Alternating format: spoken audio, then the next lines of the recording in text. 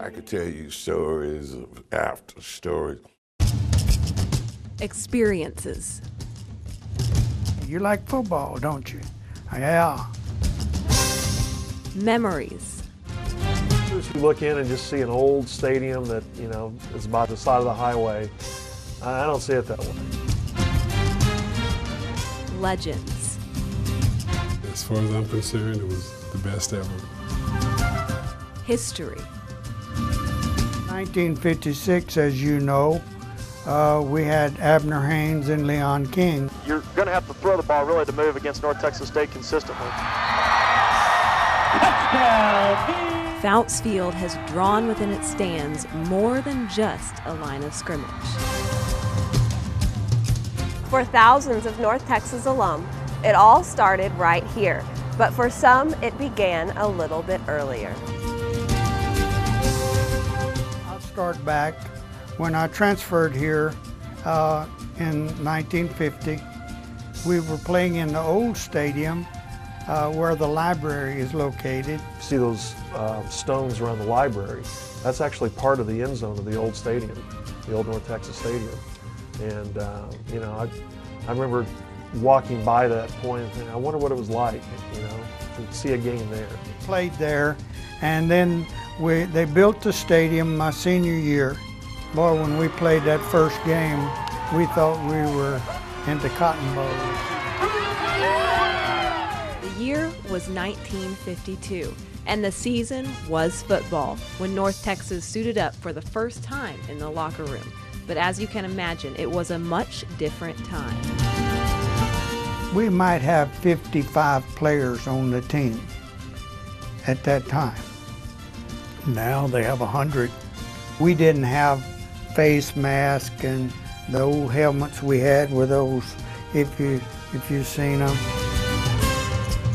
Originally named Eagle Stadium, it was in 1954 when it was named in honor of Theron J. Fouts, former football coach, athletic director, and founder of UNT's track and field program. It was first built to seat 20,000 fans and was not until 1994 that Fouts expanded to its current capacity by adding 10,000 end-zone seats. For fans, the bigger the better, but the players will sometimes disagree. Part of the training that football players do is run the stadium steps. Fouts Field steps weren't real steep, but they were steep enough if you were 260 pounds and didn't want to do it, which was me. I kind of hated Fouts Field during that time by running those steps.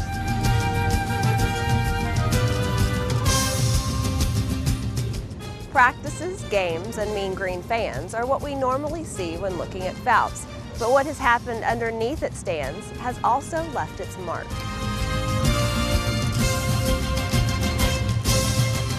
In the old stadium in Fouts Field, everybody went underneath the stadium, because there was shade under there, and usually it was pretty hot.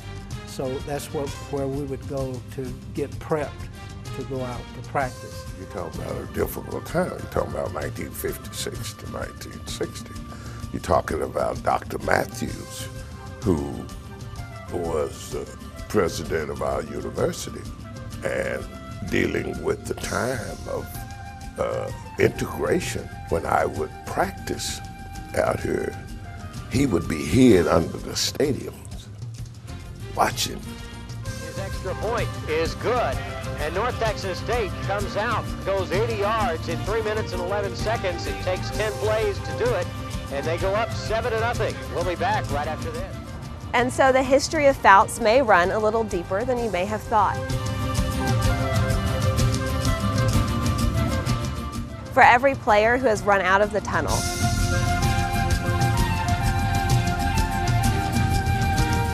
for every ball that has been snapped, and for every bystander within its walls, there are stories and memories, great moments in North Texas football history captured in time that will forever be a part of the stadium.